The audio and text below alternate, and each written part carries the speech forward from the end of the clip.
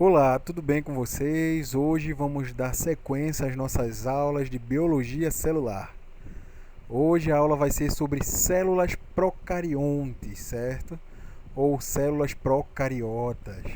Tenho certeza que vocês já ouviram falar esse termo procarionte, certo? Quem já ouviu, puxa aí um pouquinho da memória, né? Lá da escola do ensino médio. E quem não lembra de jeito nenhum, a gente vai relembrar agora o que são esses seres. Beleza? Que são esses tipos de célula. Os seres procariontes ou células procarióticas, elas são os seres mais antigos do planeta Terra, certo? O primeiro organismo vivo a surgir há 3,8 bilhões de anos atrás, que a gente chamava de progenoto, ele é justamente o que? Uma célula procariota, certo?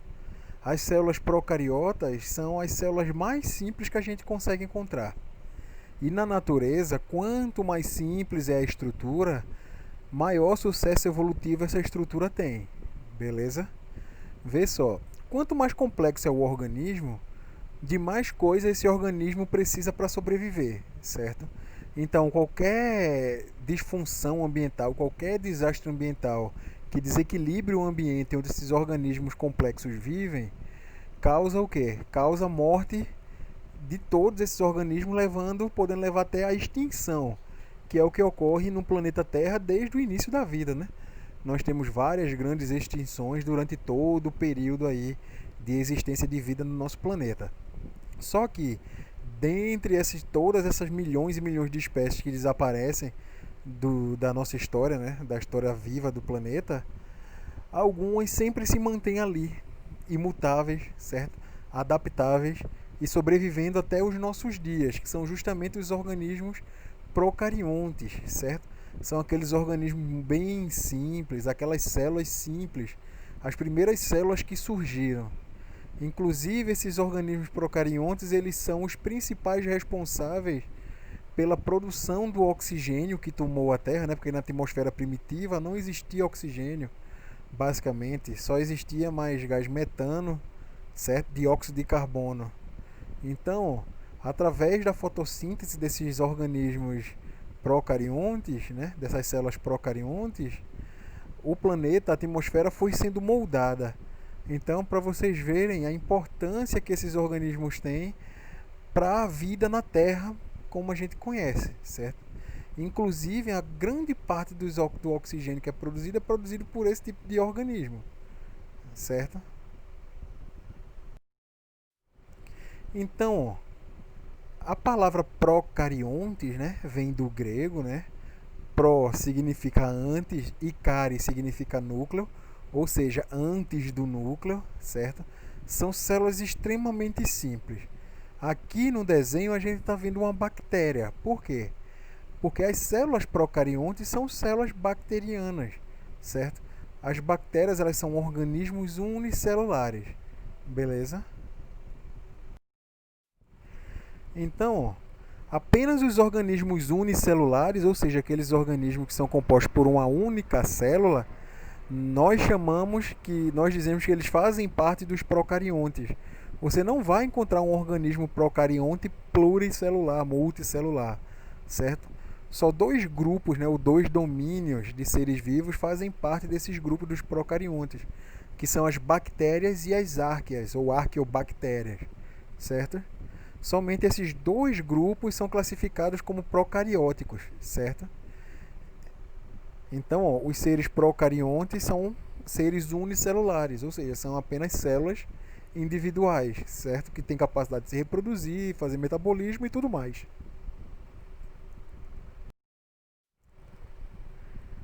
Então, ó, existem componentes comuns para todas as células, tanto as células procariontes quanto as células eucariontes. Células eucariontes a gente vai ver na próxima aula, beleza? Mas ó, existem componentes que são comuns a todas as células, ou seja, aqueles componentes que todas as células vão precisar ter para poder ser chamado de célula, certo? O primeiro dele, que foi o primeiro a ser observado, né, quando se descobriu a célula, inclusive foi essa estrutura que deu o nome da célula de célula, é a membrana plasmática, certo? Toda célula tem que ter membrana plasmática. beleza? Independente se ela é procariótica, se ela é eucariótica, certo? O outro componente comum a todas as células é o citoplasma. Todas as células, independentes, são células animais, vegetais ou microbianas, certo? Elas vão ter citoplasma, beleza? Outro componente que é comum a todas as células é o material genético da célula, ou seja, o DNA. O DNA, né, que é o ácido desoxirribonucleico, ele basicamente é a estrutura viva, né, a estrutura orgânica que vai guardar todas as nossas informações genéticas, certo? Então, todo ser vivo, inclusive todas as células, tem que apresentar DNA, beleza? Outra coisa, né, bem importante que todas as células, sem exceção, possuem são os ribossomos. Por que os ribossomos? Eu nunca ouvi falar dessa organela. Os ribossomos, elas são o quê? Elas são organelas, como eu falei, e são as organelas responsáveis por sintetizar as proteínas. Ou seja, as organelas responsáveis por produzir as proteínas. E a gente sabe que as proteínas são as macromoléculas mais abundantes da natureza. Tudo que é orgânico vai possuir proteína, certo? Desde células vegetais, quanto células animais, principalmente células microbianas, todas elas têm proteínas. Então, os ribossomos são extremamente importantes e são essenciais, encontrados em todas as células, porque eles vão produzir as proteínas. Eles vão pegar os aminoácidos que estão soltos lá dentro da célula, vai juntar, combinar esses aminoácidos e formar uma proteína. Beleza? Então são esses 4 componentes aí que são extremamente importantes e são encontrados em qualquer tipo de células, certo? Não estou falando que ele é exclusivo de procariontes, não. Todas as células têm que ter esses 4 componentes aí, que é a membrana plasmática, o citoplasma, o seu DNA, certo? Material genético de uma maneira geral, certo? Quando eu falo DNA, depois você tem o RNA aí. Mas o DNA, que é o principal, e o RNA é derivado dele, certo? E os ribossomos, que é para a produção das proteínas. Beleza? Então, quais são as principais características dos procariotos, certo? A gente viu aquelas características gerais de todas as células, certo? E os procariotos, propriamente dito, né? Os organismos procariotos, quais são as características que são só deles? Ó, a primeira característica é que o DNA desses procariotos não está envolvido por membrana, certo? O DNA ele é encontrado dentro do núcleo, certo? E esse núcleo ele é envolvido por uma membrana que a gente chama de carioteca, beleza? Então, ó, se o DNA não está envolvido por membrana, significa que o núcleo dos procariotos não está envolvido por membrana, certo? Isso é uma característica extremamente importante e que geralmente a gente define os procariotos por essa característica. Quando você diz o que é uma célula procariótica, aí você tem aquela definição prática na cabeça do ensino médio, né? São aquelas células que o núcleo não possui membrana, certo?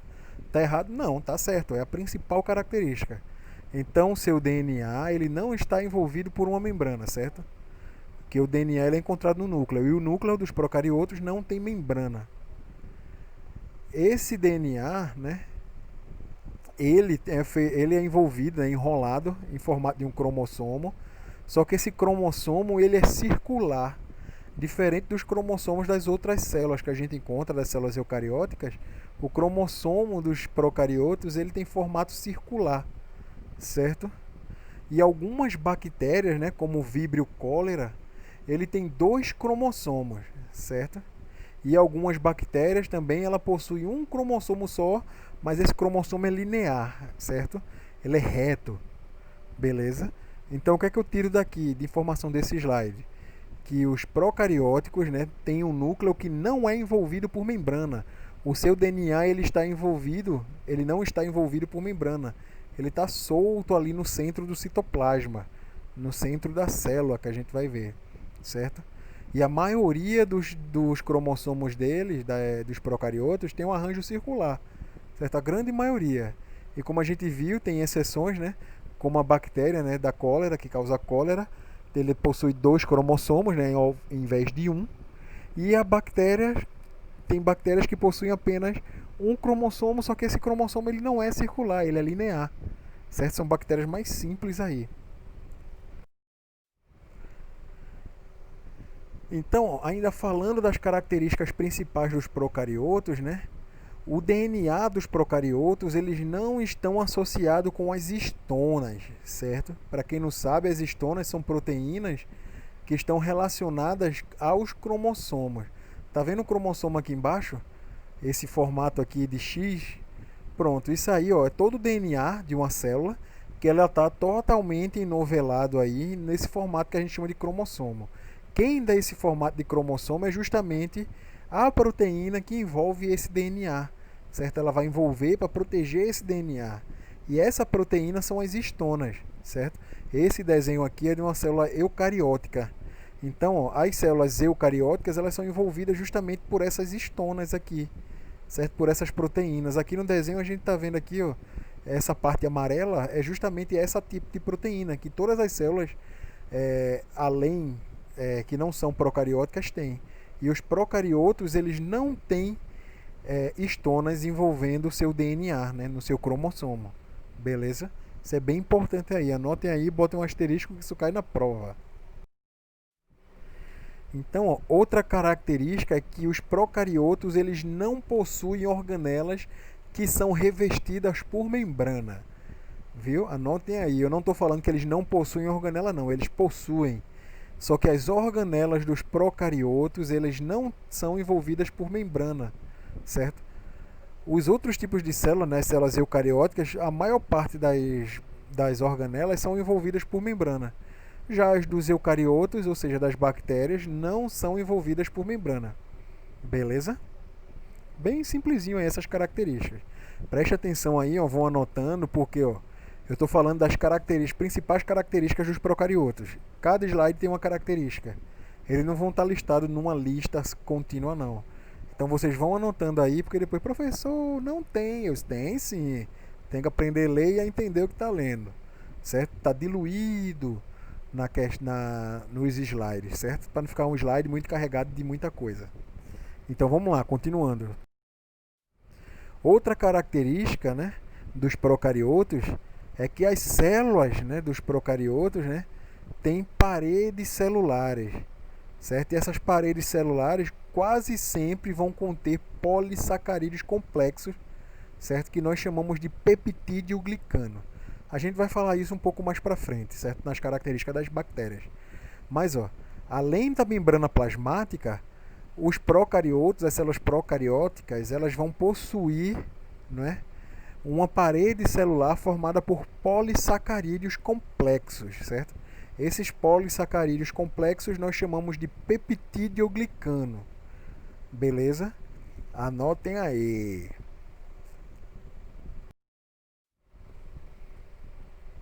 Ainda falando das características, né?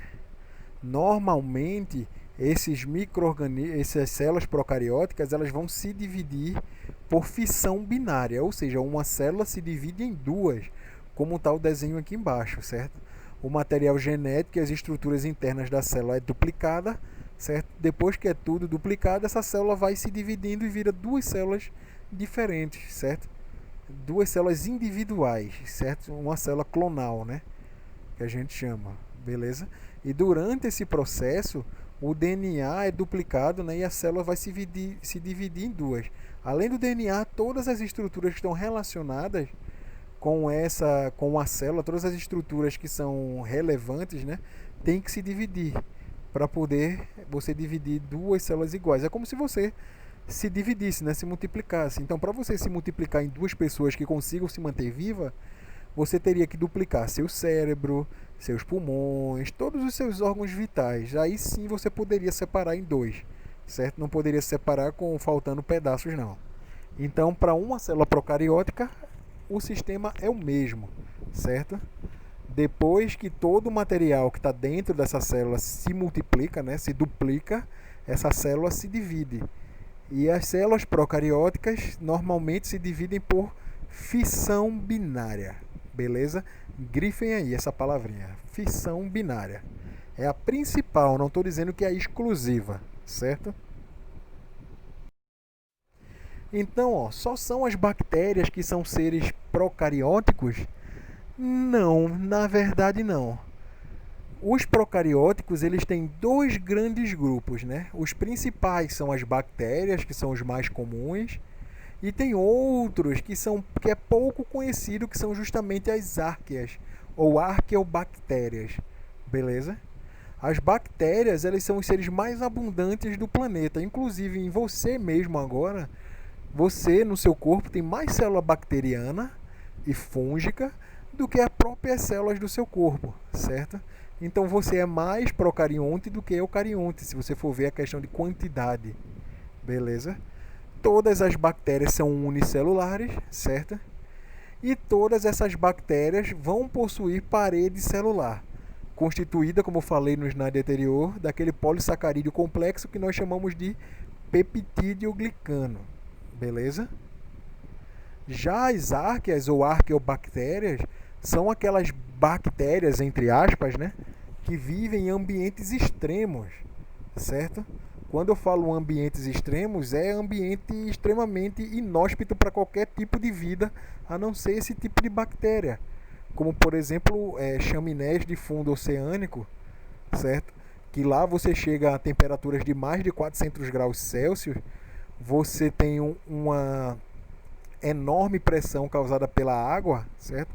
Não chega a luz do sol e ainda como o vulcão ele libera aquela chaminé vulcânica, ela libera enxofre, você tem ácido sulfídrico ali.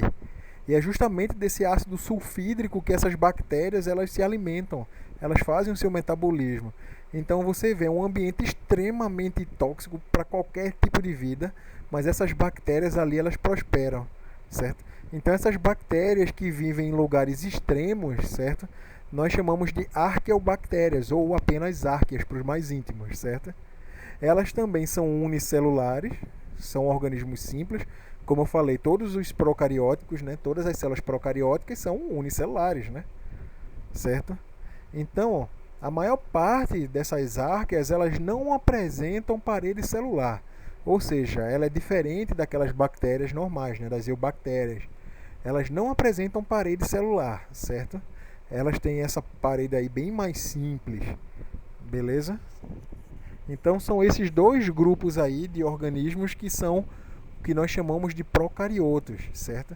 Quando eu falo célula procariótica ou organismo procarioto, o organismo procariótico é a mesma coisa. Até porque todo organismo procarioto ele é unicelular, certo? Ou seja, ele é uma única célula. Então, organismo procarioto e célula procariótica é a mesma coisa. Sendo assim, as bactérias e as árqueas são células procarióticas ou são organismos procarióticos. Beleza? Então, ó, falando da microbiologia, né, da bactéria, porque microbiologia, o nome já diz, né? Micro vem de pequeno. Biologia, bio significa vida e logia significa estudo, ou seja, o estudo de pequenas formas de vida. Só que no caso aqui, a microbiologia ela é ampla, né? Ela não só abrange as bactérias, as arqueobactérias, não, ela abrange também fungos, vírus, protozoários, certo? Só que no nosso caso, os únicos organismos, as únicas células que são procarióticas são as bactérias e as árqueas. Então a gente vai principalmente se ater às bactérias que são as mais comuns que estão no nosso dia a dia e é com que vocês vão trabalhar possivelmente no laboratório, beleza? Então, ó, anteriormente, né, nós tínhamos apenas um reino, né, que abrangia todos esses organismos procarióticos, que era o reino Monera, certo? Só que com o advento, né, com o avanço da tecnologia de pesquisa, das análises de DNA, principalmente para a parte de evolução, né? Então, ó, se descobriu que o reino Monera poderia ser dividido em dois reinos, certo? Ou seja, as eubactérias, que são aquelas bactérias verdadeiras, né, as bactérias comuns, e as arqueobactérias ou árqueas, certo? Que são aqueles organismos extremófilos. Então, ó, aqui a gente tem, ó, uma árvore filogenética, e aqui a gente vê, ó, essa bolinha verde aqui no fundo, embaixo você tem o quê? Ó? 3,5 bilhões de anos atrás, né? Organismos vivos, dos quais todos os organismos vivos atuais descendem, certo? Nós temos o ancestral comum de todos os seres vivos. Esse ancestral comum nós chamamos de progenoto, certo? Que ele se gerou, né, que a gente viu nas primeiras aulas, a partir da combinação de materiais, da atmosfera primitiva junto com a água, e alguns têm essa teoria de que a maior parte desses materiais orgânicos vieram através de cometas, de meteoros, de impacto de cometa, de meteoros, certo? Independente da origem da vida, toda a vida moderna ela se originou de apenas um organismo simples e unicelular, que nós chamamos de progenoto, certo? Então, ó, aquele progenoto ali se dividiam em dois grandes grupos basicamente, né? Que a gente tinha os procarióticos e os eucarióticos, certo? Nos eucarióticos nós temos os fungos, animais, plantas e tudo mais, certo? Já nos procarióticos nós temos basicamente só as bactérias, né? E as arqueobactérias, certo? Aqui nas bactérias nós vamos ter as bactérias gram-positivas, gram-negativas, cianobactérias e por aí vai. Nas arqueobactérias a gente pode ter como exemplo, né, aquelas bactérias hipertermófilas, são aquelas bactérias que aguentam grandes temperaturas, né, elevadas, aquelas bactérias metanogênicas e aquelas bactérias halófitas extremas, né, que aguentam uma quantidade de sal extremamente grande, certo? Só são exemplos, tem vários outros, certo? Então as arqueas e as bactérias fazem parte dos procariotos, beleza? Enquanto todo o resto da vida é eucariótica, certo? Então, ó, qual é a importância dessas bactérias, né, desses organismos procarióticos para a vida no planeta, né? Eles são extremamente importantes para o equilíbrio ambiental, primeiramente. Todas as bactérias, elas são decompositoras, certo? Ou seja, ela vai pegar a matéria orgânica morta e vai decompor, pegar aquela matéria orgânica e transformar ela em matéria orgânica muito menor, para que essa matéria orgânica ela possa ser absorvida por outros seres vivos e assim você tem uma ciclagem de nutrientes no meio ambiente, certo? Já ouviram aquela frase, né? Nada se cria, né? Nada se perde, apenas tudo se transforma. Então, essa questão dos elementos químicos, né? Da matéria orgânica, quem transforma essa matéria orgânica são justamente os micro-organismos, principalmente as bactérias e os fungos. Mas no caso aqui nós estamos falando só das bactérias. Então ela tem essa grande importância ambiental, né, para o equilíbrio ambiental, porque eles são decompositores, a grande maioria. Não é dizendo que todos são não, certo? Essas bactérias também, esses seres procarióticos, eles também são patógenos oportunistas, ou seja, casualmente eles podem causar doenças, tanto nos seres humanos quanto em animais ou plantas, certo? Mas além disso aí, eles são extremamente importantes em várias áreas, como na biotecnologia, certo? Que é onde você usa o metabolismo desses micro-organismos para produzir várias coisas. Por exemplo, você usa o metabolismo da bactéria para produzir o quê? Para produzir insulina, certo? Que a insulina antigamente era retirada dos cadáveres, certo? Dos pâncreas dos cadáveres, certo? Só que agora você tem bactéria geneticamente modificada que você utiliza o metabolismo dessa bactéria para produzir justamente isso, para você produzir esses componentes, né, importantes, certo? Como antibióticos, certo? Como insulina, como um monte de outras coisas. É extremamente importante na indústria, por esse motivo anterior que eu falei também, que você tem vários produtos de origem bacteriana, né, que são extremamente importantes para a indústria, certo? E na área médica hospitalar, porque eles causam várias doenças, certo? Principalmente as bactérias, as arqueias nem tanto, porque as arqueias são micro-organismos extremófilos, ou seja, elas só vivem em lugares extremos, certo? Então, por exemplo, você pega uma bactéria. Primeiro, para você pegar uma bactéria que cresce numa fonte termal de mais de 100 graus Celsius, você não vai nem pegar, né? Seu braço vai cair cozido lá se você for botar a mão lá dentro. Só um exemplo, né? E mesmo que você conseguisse se contaminar, quando essa temperatura caísse, essa bactéria morreria, porque ela está acostumada com temperaturas extremamente altas. Isso é só um exemplo de porque não é tão importante para a parte médica hospitalar, por essa forma, né, de causar doenças e essas coisas. Mas as árqueas, né, e as outras bactérias também, elas são extremamente importantes na produção de tecnologia. Por exemplo, agora muito se fala da PCR, certo? Que é a reação de cadeia da polimerase, que é uma técnica que você amplia a quantidade de DNA de uma amostra para você ter quantidade de DNA suficiente para poder identificar algum tipo de organismo, que está sendo bastante utilizado na identificação aí do coronavírus, certo? Então, essa técnica da PCR está extremamente relacionada com as arqueobactérias. Por quê? Primeiro, a técnica da PCR ela consiste em você pegar uma fita de DNA, você abrir essa fita de DNA, e depois que você abre essa fita de DNA, você anela várias bases nitrogenadas ali para fazer uma fita se transformar em duas fitas se transformar em quatro fitas se transformarem em 8, certo? Então, para você abrir uma fita de DNA, você não vai abrir na faca não. A fita de DNA ela vai se abrir quando você aumenta a temperatura. Então, quando você aumenta a temperatura, lá na PCR, né, do aparelho de PCR, que é o termociclador, né? Termociclador é porque eles têm vários ciclos de temperatura. Ele aquece e resfria. Aquece e resfria. Então, ó, esse termociclador, ele primeiro faz o primeiro ciclo de aquecimento. Ele vai aquecer o material genético, a fita de DNA, até que essa fita de DNA ela deixe do formato de ser o formato de hélice dela e se abra, certo? Em duas fitas simples. Quando ela se abre em duas fitas simples, a máquina baixa um pouco a temperatura e quem vai anelar ali são as bases nitrogenadas, né? Adenina, guanina, citosina, certo? E essas bases nitrogenadas elas vão se juntar e vão formar uma fita, transformar em duas fitas de DNA, beleza? E essas duas fitas repetem o ciclo, se forma 4, essas 4 se tornam 8 e assim vai, até você ter material genético suficiente para poder fazer um sequenciamento e identificar o organismo, certo? Então, o que é que tem a ver, professor, as bactérias árqueas com isso aí?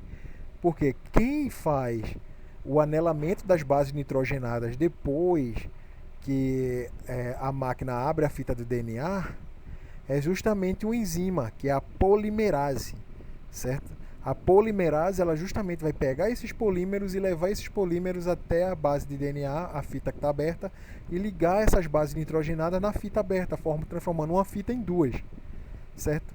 E qual é o problema? A polimerase que era utilizada era a polimerase de Escherichia coli, que é uma bactéria comum. Então, quando eu aumentava a temperatura, chegava perto dos 90 graus, o que é que acontecia? Essa proteína, né, essa polimerase, ela desnaturava, perdia a funcionalidade dela. Então, se eu aumentasse a temperatura que era preciso para abrir a fita de DNA, a enzima polimerase ela parar de funcionar. Se eu não aquecesse totalmente a fita, essa fita não ia se abrir. Então tinha um grande problema aí nessa técnica que era isso. Até que algum dia alguém descobriu uma bactéria que vivia dentro de uma fonte termal, certo? Que era mais de 100 graus. Então essa bactéria era uma bactéria extremófila, certo? Então, ó, quem descobriu essa bactéria, né, teve a brilhante ideia de que, já que essa bactéria consegue sobreviver a temperaturas acima de 100 graus, a polimerase, né, que é a enzima dessa bactéria, né, a proteína, essa polimerase, essa enzima, ela vai ser resistente também à temperatura, já que ela trabalha numa temperatura acima de 100 graus. Então foi dito e feito, comprovado. A polimerase desse micro-organismo é utilizada até hoje. O nome do micro-organismo é termos aquáticos, certo? Então a polimerase extraída dele é a TAC polimerase. TAC de termos aquáticos, né? TAQ, que é a abreviatura de termos aquáticos, e polimerase porque é a enzima retirada dele. Então a TAC polimerase é a enzima comercial mais utilizada nas técnicas de PCR, certo?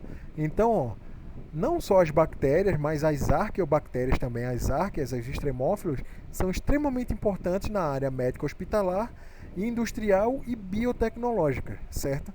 Além daquelas outras importâncias que eu falei, naquela importância ambiental por eles serem decompositores, certo?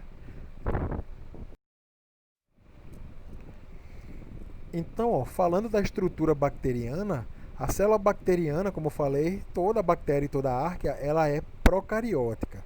O material genético dela ela vai ficar disperso no núcleo, né? No centro ali onde seria o núcleo, no citoplasma. Beleza? Não vai ter membrana revestindo esse núcleo, não. O material genético fica disperso lá no citoplasma, certo? E esse, como eu falei, né, uma daquelas características lá dos procarióticos, né, esse DNA dela, né, dessas células bacterianas, é uma molécula circular de DNA, certo?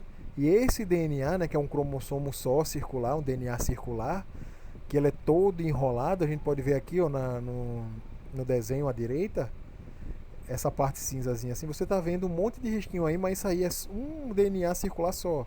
Só como ele é muito grande, ele é dobrado, certo? O DNA do núcleo da bactéria nós chamamos de nucleoide, certo? Nucleoide porque ele não é totalmente um núcleo, porque ele não tem aquela membrana revestindo, protegendo o DNA não, certo? Anotem aí que justamente isso aí vai cair em prova também. O nucleoide, né, é uma molécula de DNA circular que fica no centro da célula, né, onde deveria ser o núcleo, beleza? Então, além desse nucleoide, as bactérias, nessas células procarióticas, elas têm um DNA circular adicional, certo? Que fica solto dentro do citoplasma. Esse DNA nós chamamos de DNA plasmidial ou simplesmente plasmídios, certo? Esses plasmídios são extremamente importantes para bactérias e para a questão da resistência bacteriana a antibióticos, porque são justamente esse DNA, né, plasmidial, que são os principais responsáveis pela resistência de diversas bactérias a diversos antibióticos, certo? Isso é extremamente importante aí, viu? O DNA plasmidial é o principal responsável pela resistência que essas bactérias possuem ou vêm adquirir aos antibióticos. Então, ó, uma bactéria, né, uma célula procariótica, ela tem dois tipos de DNA diferentes, certo? O DNA principal, o DNA genômico, né, que ele tem um formato circular e está todo dobrado, a gente chama ele de nucleoide, beleza? E o outro tipo de DNA é um DNA menor, também circular, certo? Que fica solto também no citoplasma. Nós chamamos de DNA plasmidial ou só plasmídios, beleza? E esses plasmídios, como eu falei, são os principais responsáveis por causar resistência bacteriana a diversos tipos de antibióticos, beleza? Então, ó, no citoplasma dessas células bacterianas, né, dessas células procarióticas, existem diversos ribossomos que vão produzir as proteínas que a célula precisa, certo? E revestindo a célula bacteriana, né, a gente vai encontrar a membrana plasmática. Como eu falei, toda célula, independente dela ser procariótica ou eucariótica, toda célula vai ser revestida por uma membrana plasmática. Essa membrana plasmática ela vai delimitar justamente o citoplasma da célula, beleza? Então, além dessa membrana plasmática, né, que todas as células têm, a célula bacteriana ela vai ter uma proteção extra, certo? Que fica do lado de fora da membrana plasmática. E essa estrutura que fica do lado de fora da membrana plasmática é uma estrutura extremamente rígida, né? Que vai dar essa proteção para essa célula. E essa estrutura nós chamamos de parede celular bacteriana, certo? Porque a gente também vai ter a parede celular de plantas, certo? Mas a parede celular bacteriana é uma estrutura a mais que você tem que fica por fora da membrana plasmática, certo? Que vai proteger, ajudar a proteger a célula. E é justamente essa parede celular que vai dizer se a célula bacteriana, se a célula procariótica, ela é gram positiva ou gram negativa, certo? Então, ó, além da membrana plasmática e além da parede celular, que está por fora da membrana plasmática, algumas bactérias possuem uma proteção extra, certo? Essa proteção extra nós chamamos de cápsula, certo? A cápsula ela vai servir basicamente para proteger a célula de desidratação, certo? Vai evitar que a célula desidrate, né, que ela murche por causa da evaporação da água, certo? Ela vai defender essas bactérias de ataques de bacteriófagos. Bacteriófagos são vírus que basicamente utilizam as células bacterianas para se multiplicarem, certo? São aqueles vírus complexos que parecem um alienígena, uma nave espacial, certo? Tem um cabeção lá, o corpo fino, comprido e as perninhas feitas pernas de aranha, certo? Então essa cápsula aí, ela protege essa bactéria do ataque de bacteriófagos, certo? E também protege essas células bacterianas de serem fagocitadas. Fagocitose a gente viu na última aula aí, que é o que? Quando uma célula de defesa do nosso corpo engole outra célula que esteja ali, que seja estranha para o corpo. Que, por exemplo, uma célula bacteriana é uma célula estranha ao nosso corpo. Então vai um macrófago lá, por exemplo, e come essa célula, engole essa célula bacteriana e digere ela, certo? Então essa cápsula vai proteger também essas células de serem fagocitadas, de serem comidas por outras células, beleza? Além de toda essa proteção, né, que ela protege contra a desidratação, protege contra ataque de bacteriófagos e contra ataque de outras células de defesa do corpo, né, evitam que sejam fagocitadas. Essa cápsula, né, que nós chamamos, ela vai auxiliar a fixação da célula nos hospedeiros, certo? Ela vai utilizar essa cápsula para se fixar num organismo hospedeiro e fica mais difícil de se soltar. Beleza? Então, ó, a gente viu que a célula bacteriana, a maior parte das células são procarióticas, são bactérias, certo? Nós vimos também que tem as arqueias, mas são em menor número, a grande maioria são bactérias. E as bactérias nós vimos que ela tem 3 camadas, né? A primeira camada é a membrana plasmática, a segunda camada é a parede celular e a terceira camada é a cápsula, certo? Então, ó, a parede celular ela é extremamente importante nas bactérias. Como eu falei, ó, ela tem várias funções, né? A primeira função é manter a forma característica das bactérias. Nós vamos ver que nós temos bactérias cilíndricas, bactérias em formato de bastão, certo? Bactérias em formato de espirais e por aí vai. Então, para manter o formato característico de cada bactéria, certo? Essa parede celular ela é utilizada bastante. Essa parede celular também tem a função de proteção contra alteração de pressão osmótica, ou seja, quando você muda a salinidade do local que essa célula está crescendo, ela vai ajudar a não entrada de sal e nem a saída de sal da célula. Então essa célula vai continuar se mantendo viva com mais dificuldade, mas ela ainda vai conseguir resistir à diferença de salinidade, né, que a gente chama de pressão osmótica, por conta da parede celular. Beleza? E essa parede celular também, elas fornecem uma plataforma rígida, né, dura, para a ligação dos apêndices superficiais. Ou seja, ela vai servir para quê? Para apoiar os flagelos, basicamente, os flagelos e os cílios dessas bactérias. E de que é formada essa parede bacteriana, essa parede celular bacteriana? Lembra que eu falei que era formada por um polissacarídeo complexo, né? Que a gente chamava de peptídeo glicano? Exatamente. Peptídeo glicano é um polissacarídeo complexo, ou seja,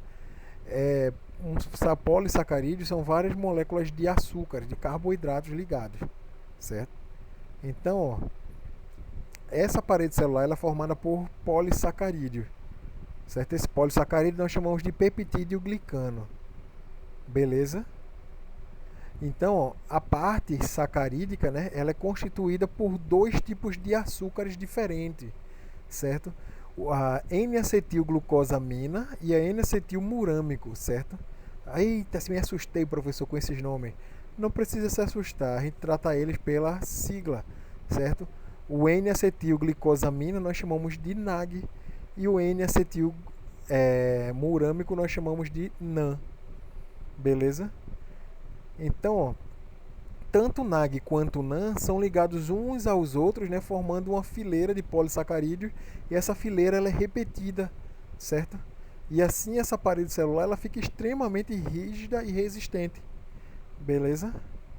Então, ó, só lembrando, os polissacarídeos que formam a parede celular são N-acetilglicosamina e 2-N-acetilmurâmico, beleza? Os dois juntos eles formam o peptídeo glicano, certo? Então, ó, essa parede celular é que vai dar característica das bactérias, da gente dizer que uma bactéria é gram-positiva ou da gente dizer que uma bactéria é gram-negativa, certo? Mas o que é que diz se a bactéria é gram-positiva ou gram-negativa? Justamente a constituição estrutural dessas paredes celulares, certo? A gente consegue ver aqui bem claramente essa parte marrom, que as bactérias gram-positivas têm a parede celular bem mais grossa e as bactérias gram-negativas têm a parede celular bem mais fina, certo? Então nós temos esses dois tipos de bactérias, gram-positivas e gram-negativas, por conta do tipo de parede celular que cada uma tem. Então, quais são as diferenças das bactérias gram-positivas e gram-negativas? As gram-positivas, elas possuem na parede celular ácidos teóicos, certo? E várias camadas de peptídeo glicano. Por isso que a parede celular dessas gram-positivas são bem mais espessas, são bem mais largas do que as das gram-negativas. Beleza? Já as bactérias gram-negativas, elas não possuem ácidos teóicos, né, ao contrário das gram-positivas, mas elas possuem poucas camadas de peptídeo glicano, certo? E uma camada de lipopolissacarídeo. Então, a parede celular dela é bem mais fina do que das gram-positivas, certo? E isso, né, essa questão de bactérias gram-positivas e gram-negativas, ela pode ser evidenciada pela técnica de Gram, a técnica de coloração de Gram, que a gente viu na aula passada, retrasada, certo? Que foi desenvolvida por Hans Christian Gram, né, em 1884, né? E ela consegue destacar aspectos, né, morfológicos dessa parede celular através da coloração que ele desenvolveu. Então essa coloração ela vai dividir as bactérias em dois grandes grupos, as gram-positivas e as gram-negativas, certo? Quando você termina o processo de coloração, ela vai apresentar ou uma coloração azul ou uma coloração vermelha, certo? Então, toda aquela técnica de Gram, né, que você passa por todos aqueles processos, né, que você usa dois corantes, né, que é o cristal violeta e a safranina para corar as células, e você usa o iodo e o álcool, né, para fixar. Então, no final de todo aquele processo que você faz, que a gente viu há umas 2 aulas atrás, né, o processo de coloração de Gram, no final você vai poder ter uma bactéria com a coloração azul ao microscópio, quando você utiliza, quando você observa, ou uma bactéria com a coloração rosada, certo? Aí você vai ter uma bactéria gram-positiva e uma bactéria gram-negativa. Então, como eu falei, ó, as gram-negativas vão ficar vermelhas quando você termina de fazer o processo, e as gram-positivas vão ficar azuis, certo? Primeiro, como eu falei, né, todo aquele processozinho, né, que você fixa, faz um esfregaço em cima da lâmina, né, do microscópio, a lâmina de vidro. Depois você coloca o cristal violeta, depois você lava com água, depois você acrescenta o Lugol, depois você lava com álcool, depois você lava com água, depois você coloca a fucsina, depois você lava com água. No final você vai ter uma dessas duas cores ou uma mistura delas, né? Se você estiver trabalhando com uma mistura, né, de bactérias aí, não estiver trabalhando com a cultura isolada. Então, aqui nós temos exemplos, né, de uma lâmina vista ao microscópio, né, com tamanho de 10 micrômetros, certo? Na de cima e de 5 micrômetros na de baixo, certo? O tamanho relativo dessas imagens aí. Então a gente consegue ver, ó, células coradas em azuis e células coradas em vermelhos. As azuis são gram-positivas e as vermelhas são gram-negativas. A gente consegue também ver dois tipos de formato diferentes, né? Cocos e bacilos, nessa imagem aqui. Então, ó, só alguns exemplos aqui de bactérias gram-positivas, né? Aqui, ó, Staphylococcus aureus, né? Que são bactérias bem comuns, né? Que causam vários tipos de doença. Streptococcus pyogenes e Streptococcus pneumoniae, né? Que causam doenças aí também, todas patogênicas, todas gram-positivas. Bacillus anthrax e Clostridium tetani, certo? Principalmente o anthrax aqui bem mortal, né? E o tetani também, né, que vai causar o tétano, todas gram-positivas, né? Corynebacterium difteria, né, que vai causar difteria, também é gram-positiva. A Escherichia coli, né, que é aquela mais comum que causa diarreia na gente, quando come comida de feira, que passou 3 dias lá vivendo a mesma comida, né? Ela é uma bactéria gram-negativa, né? A famosa E. coli, beleza? A gente tem aqui outros exemplos de gram-negativas, ó. A Neisseria gonorrhea e a Moraxella sp, né? Certo? Então, ó, depois que a gente viu alguns exemplos, né, a questão das estruturas, nós vamos ver agora a questão da reprodução das bactérias, certo? Como a gente viu lá, uma das características das células procarióticas, né, a reprodução por divisão binária, né, onde uma célula se divide em 2 células, certo? Então, a grande parte das bactérias das células procarióticas vai reproduzir por divisão binária ou fissão binária, certo? Tudo dentro dessa célula vai ser duplicado, e a partir do momento que é duplicado, quando tem tudo dividido direitinho, essa célula se divide em 2. Uma célula se transforma em 2, certo? Só que existem outros métodos também de reprodução dessas células. Um método bem comum, né, é a esporulação. A esporulação acontece, né, em condições adversas. Quando a bactéria, né, quando essa célula procarionte está num local que ela não é favorável para o crescimento dela, certo? Independente das condições ambientais que estejam, se não é favorável para o crescimento dela, essa bactéria ela vai formar um esporo de proteção, um esporo de resistência. E esse esporo de resistência ele é resistente à falta de água, à falta de nutrientes, a calor extremos, à radiação, certo? Então esse esporo ele consegue resistir a várias condições adversas. E ele só volta à vida, né, só brota, por assim dizer, depois que ele chega num ambiente favorável, certo? Então você vai encontrar muito disso em bactérias de solo. A maioria de bactérias patogênicas de solo, elas vão estar o quê? Em formato de esporos. Então esses esporos aí, quando ele entra em contato com o seu tecido mole, esse esporo ele revive e começa a parasitar a pessoa, causando infecção, certo? E esse esporo ele é formado por quê? Por um espessamento do envoltório, ou seja, por um espessamento da parede celular, certo? A parede celular fica bem mais grossa para proteger essa célula, certo? Essa célula vai interromper o metabolismo dela, até porque se ela continuar fazendo metabolismo, ela não vai ter energia. Então ela interrompe totalmente o metabolismo dela, fica bem pouquinho, né? E assim ela vai formar um esporo de resistência, certo? Esse esporo de resistência vai ficar no solo por bastante tempo. Vários exemplos aqui a gente tem aqui embaixo, ó, como o Clostridium tetani, que como eu falei, ó, é uma bactéria que vai estar no solo, certo? Relacionada com o solo, ela vai estar o quê? O esporo dela no solo. Quando você corta seu pé, quando você fura seu pé, por exemplo, no chão, se tiver essa bactéria, ela vai entrar no seu corpo, vai se desenvolver e vai causar o tétano, certo? Outro exemplo bem falado há uns tempos atrás foi o Bacillus anthrax, certo? Que o pessoal estava enviando cartas com um pozinho branco, né, para as pessoas, e as pessoas estavam se contaminando com anthrax. Esse Bacillus anthrax, ele justamente é o esporo do bacilo, certo? Que ele formou um esporo de resistência, então você poderia mandar ele por correio tranquilamente.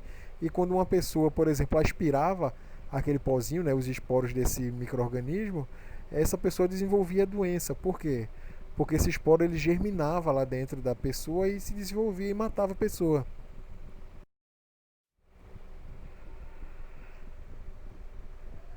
Então, o processo de reprodução bacteriana é um processo extremamente rápido, certo? Uma bactéria não vai levar 9 meses, feito um ser humano, para reproduzir, não. Beleza? A bactéria ela se reproduz muito rapidamente.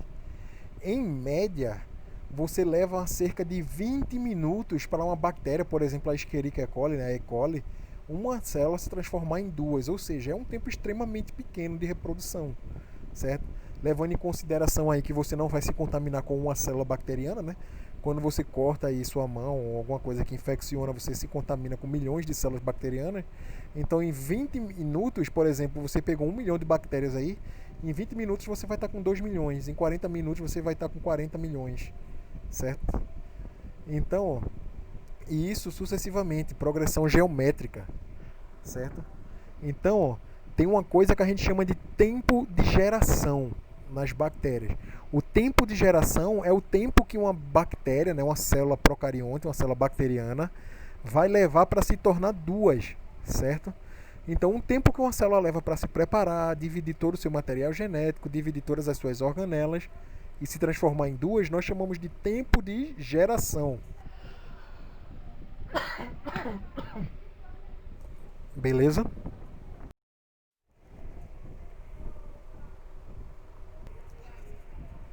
Então, ó, além da fissão binária, né, da divisão celular e das células procariontes, as bactérias elas podem realizar vários processos de recombinação genética também, para produzir novos indivíduos com características diferentes. Por quê? Quando você faz uma divisão celular normal, né, uma fissão binária, a bactéria que vai surgir daquela outra bactéria é exatamente igual, é um clone, certo? Uma divisão clonal. Beleza? Você não tem variabilidade genética. Então, se uma bactéria dessa, por exemplo, não tem resistência a um certo tipo de antibiótico, quando é administrado algum tipo de antibiótico, essa bactéria vai morrer, todas elas, certo? Então, as bactérias elas têm um mecanismo de reprodução, certo? Que a gente pode chamar de reprodução sexuada dessas bactérias, onde essas bactérias conseguem trocar material genético com outros micro-organismos para deixar uma variabilidade genética muito maior, certo? Então, ó, são 3 tipos de processos em que a mistura do material genético na célula bacteriana, certo? Tem 3 tipos de processo com que ela faz isso. O primeiro é a conjugação bacteriana, certo? O segundo é a transdução bacteriana. E o terceiro é a transformação bacteriana. Calma aí que eu vou explicar cada uma delas e vocês vão ver que é bem simples. O nome é complicado, mas é simples o bastante, para vocês entenderem de boa. O primeiro processo de recombinação genética das bactérias nós vamos chamar de conjugação bacteriana. Olhem para o desenho aqui do lado direito que é bem fácil de entender. O que é a conjugação bacteriana? De um lado você tem uma bactéria, do lado você tem outra bactéria. Tem aqui masculino e feminino, mas repetindo, bactéria não tem sexo, não tem bactéria macho e bactéria fêmea, certo? Mas a gente tem aqui no desenho masculino e feminino, porque fica mais simples de você entender o processo, certo? Então, eu tenho uma célula de bactéria e tenho outra célula de bactéria. Uma dessas células bacterianas vai pegar, ó, um pelinho daquele que está ao redor da bactéria, um pile, né, uma fímbria, certo? Que é o nome do pelinho que fica ao redor da bactéria. Esse pelinho vai penetrar na outra bactéria, como está o desenho aí, e vai fazer como se fosse um canal de uma bactéria para outra bactéria. E por esse pelinho aí, por dentro desse pelinho, vai migrar um DNA plasmidial, certo? Que é aquele DNA secundário circular que fica solto no citoplasma que dá resistência a antibióticos. Lembram?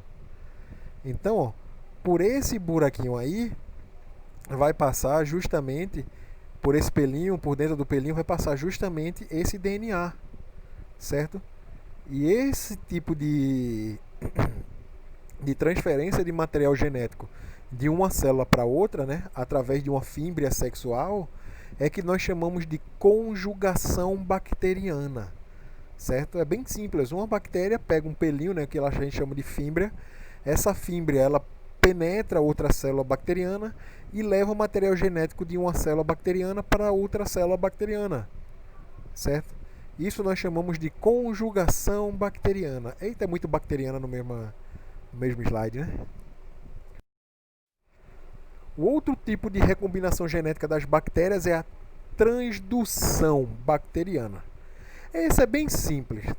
Esse daqui, ó, ocorre uma mudança no DNA da bactéria quando essa bactéria ela é parasitada por um vírus. Esse vírus nós chamamos de bacteriófago, certo? Fago é comer, bactério é bactéria. Então ele come bactéria, ele se alimenta de bactéria, ele parasita as bactérias, certo? Só que tem um tipo de ciclo viral que o DNA viral ele se une ao DNA da bactéria. Em vez de esse vírus matar a bactéria, o DNA desse vírus vai se unir com a bactéria, mudando o DNA dessa bactéria, podendo causar até uma mutação de resistência a um novo tipo de antibiótico, por exemplo, certo? Então, quando eu tenho um vírus que ele injeta o seu DNA, seu material genético na bactéria, e a bactéria pega aquele material genético do vírus e usa para ela, fica para ela, nós chamamos esse tipo de recombinação genética das bactérias de transdução bacteriana. Então, é extremamente simples, certo? A gente viu a conjugação bacteriana, que o material genético passa através de um pelinho, né, que a gente chama de fímbria sexual, para outra bactéria.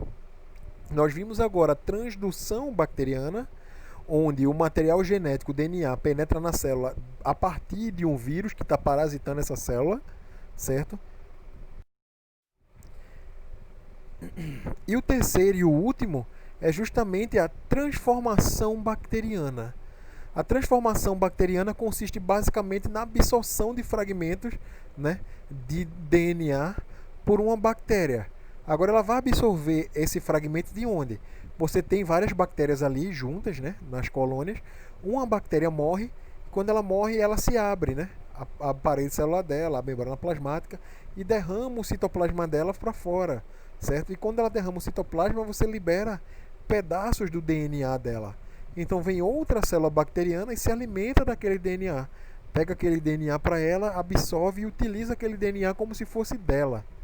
Isso nós chamamos de transformação bacteriana, certo? Bem simples isso aí, certo? O primeiro é o que? Conjunção bacteriana, quando uma bactéria enfia um pelinho na outra, né? Que ele enfia a fímbria sexual dele na outra bactéria e transfere o DNA de uma bactéria para outra.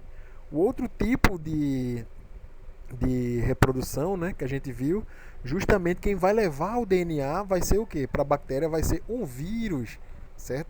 E nesse último aqui, a bactéria vai pegar o DNA que está solto no meio onde ela vive. Uma bactéria morreu, ficou o DNA solto no meio ali, ela vai, se alimenta daquele DNA e usa aquele DNA para ela como se fosse dela, certo? Bem simples aí, esses três tipos de recombinação genética das bactérias, né? Bem tranquilo. Então, agora a gente vai começar a falar da morfologia, certo? Morfo é forma, estudo, logia é estudo, então é o estudo da forma das bactérias. As bactérias elas podem ter formas diferentes, certo? Basicamente são três formas diferentes, né? Os cocos, os bacilos e os espirilos, certo? E cada um com sua derivação delas, beleza? Os cocos, eles são células bacterianas esféricas ou ovoides, certo? Cocos lembra o que? Coco, certo? Então o coco é o que? É o redondo, arredondado. Beleza? Então os cocos são células bacterianas arredondadas, né? Esféricas ou ovoides. E elas possuem várias variações. Várias variações foi ótimo, né? Elas possuem variações, né? Por exemplo, você tem uma célula só, que nós chamamos de cocos isolados, certo? Por exemplo, todas essas bactérias elas se dividem, né, por fissão binária, né? A maior parte das divisões delas. Aí vê só, se uma bactéria dessa começa a se dividir e no final da divisão ela não consegue se separar, então uma célula que ia se tornar duas, ficam duas células coladas, certo? Unidas. Quando isso acontece, nós chamamos de diplococos, certo? Ou seja, uma bactéria foi se dividir, só que ela não se soltou no final da divisão e ficou duas células coladas. Então nós chamamos essas células de diplococos. Quando isso continua a acontecer, esse diplococos ele não consegue se dividir e se soltar, essa cadeiazinha vai aumentando, né? Vai ficando como se fosse um colarzinho de pérolas, certo? Então, quando ela não se solta, você fica com 3, 4, 5 ou mais células ligadas em formato linear, certo? Nós chamamos essas bactérias de streptococcus, certo? Enquanto essas bactérias elas têm um formato de cachinho de uva, certo? Nós chamamos de Staphylococcus, certo? Bem tranquilo aí, ó. Cocos são aquelas bactérias que têm um formato redondo, certo? Esférico, circular, ovoide, como vocês quiserem, certo? E esse cocos ele vai possuir variações. Uma célula é cocos isolada, nós chamamos de cocos isolados. Quando tem duas células juntas, né, de cocos, nós chamamos de diplococos.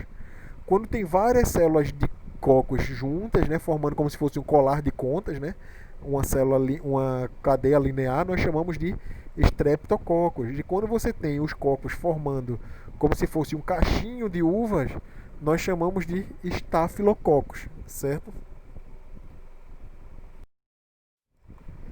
Outro tipo de morfologia, outro tipo de forma bacteriana são os bacilos, certo? Vocês lembram bastante do bacilo do Yakult, né? Lactobacilos vivos.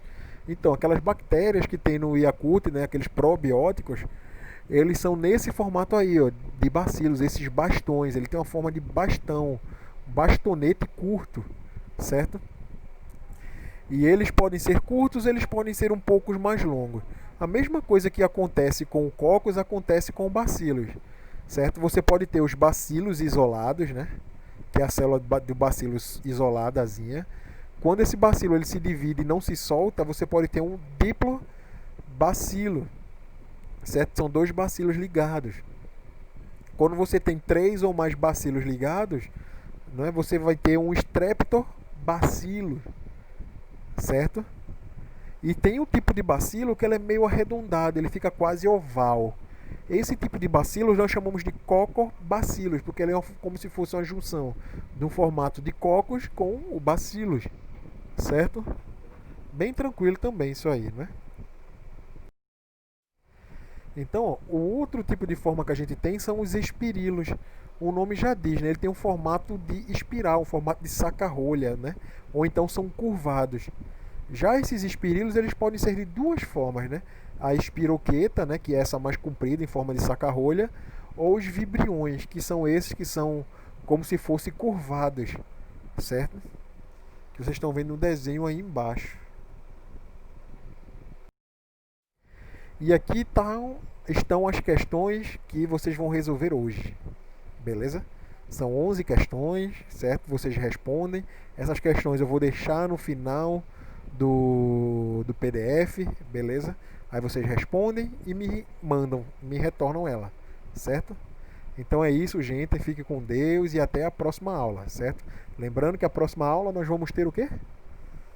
Simulado, né? Com os nossos assuntos.